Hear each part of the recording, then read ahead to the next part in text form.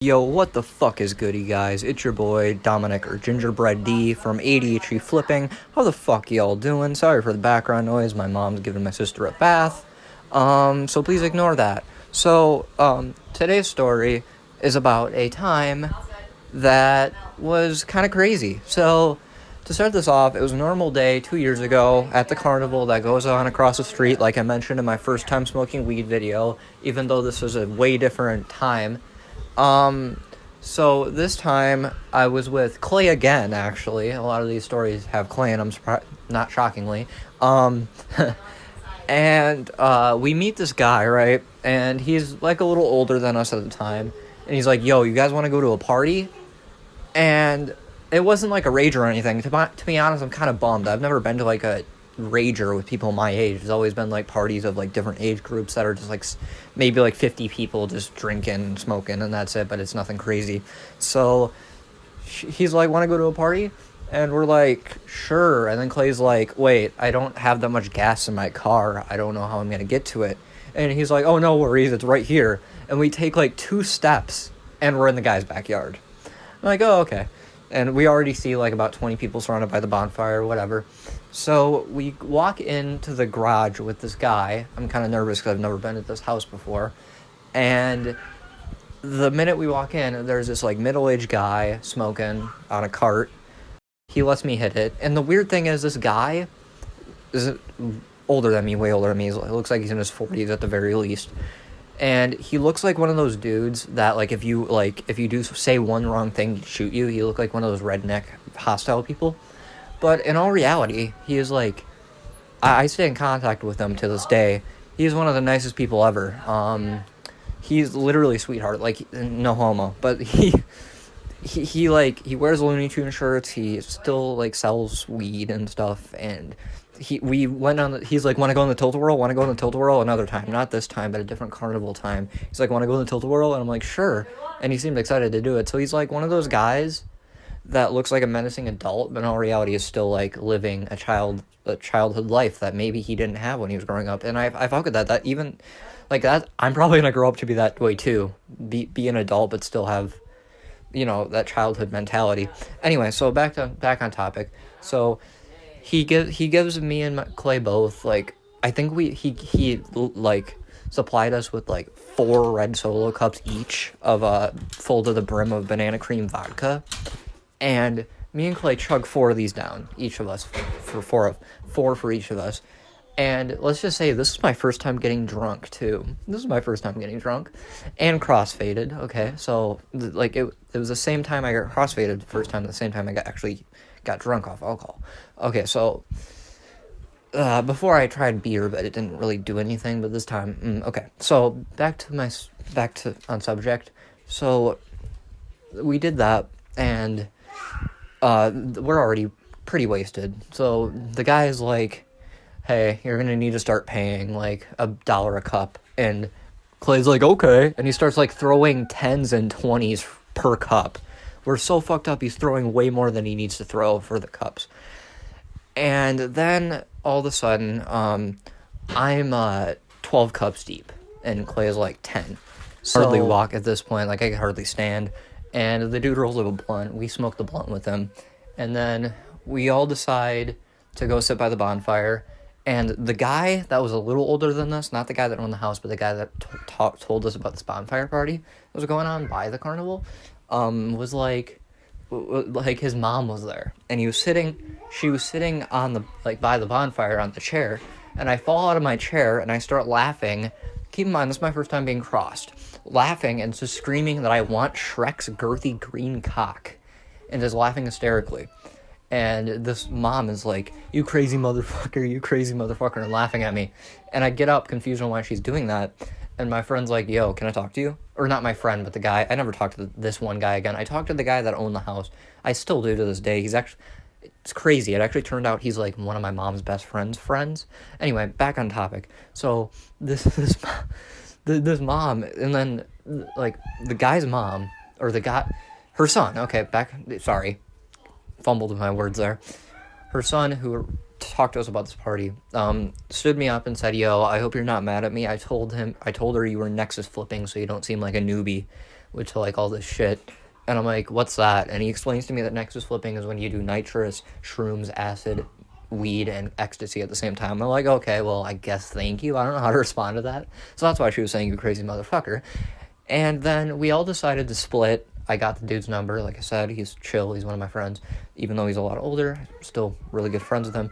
So, me and Clay and this dude that talked to us about the party and Clay's girlfriend all go on the tilt-a-whirl. And, wait, no, it wasn't even the tilt-a-whirl. It was even worse. It was this ride where it's like one of those rides that, like, flings you up into the clouds. Like, it's, like, 2 rows of seats of, like, a bunch of people. And it rotates you one way up into the clouds and then drops you so your stomach drops. And, after that, I don't know how the carnival rides did not, like, just be like, no, you're underage, you're wasted, guys, you need to leave. But it was weird. I'm shocked he's like, you guys are wasted. I'm shocked he didn't say anything like, you guys are wasted, you guys are underage right now, you guys need to leave or some shit. He just let us. So, back to the story. So, we get off the ride, and, I can't walk. Like, I'm so wasted, I can't walk. So I'm like, Clay, can you please just pull the car around? Because he had way more of a tolerance. And him and the dude that referred us to the party, it's like, sure. So he walks to my driveway, which is only, like, 2 feet away. I could have walked. I guess I thought I was way too drunk, more drunk than I already was. He grabs the car, he picks me up, and the guy that referred to us to in the party is in the front seat, and I'm like, yo, I think I'm gonna go inside and just sleep for the night, because I was not feeling good. I was way too fucked up.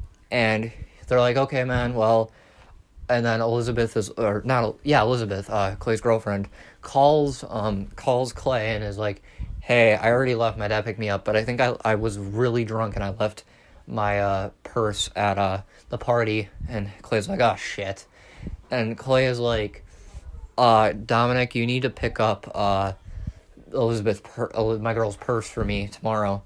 I'm like, shit. And I'm like, am I really going to remember this? Spoiler alert, I didn't.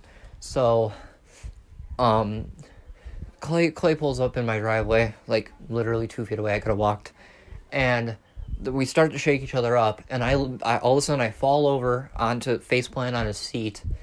And all of a sudden, he's talking to, the guy. And he's like, dude, this kid's way too fucked up. I feel bad for him. I think that's what he said. I just start projectile vomiting all over his seat. And they're like, what the fuck? I'm like, I'm sorry. He's like, no, it's okay. I've literally vomited on my dad's couch before. We understand. Just please hit me up tomorrow so you can clean this. I don't want to have to touch it. And I'm like, okay. And then they walk me inside. My mom was pissed. My mom was like, I should have assumed letting you go to that party. And this is the shocker here. I should have assumed letting you go to that party. I used to go to his house, the older dude's house. I used to go to that dude's house when I was your age, every year too at parties. I know what goes on there. And I'm like, really? And I'm like slurring. She's like, yeah, we'll go to bed. And I'm like, okay. And I went to bed. The next morning rolls around. Clay calls me. I'm so super hungover. I'm like, ugh.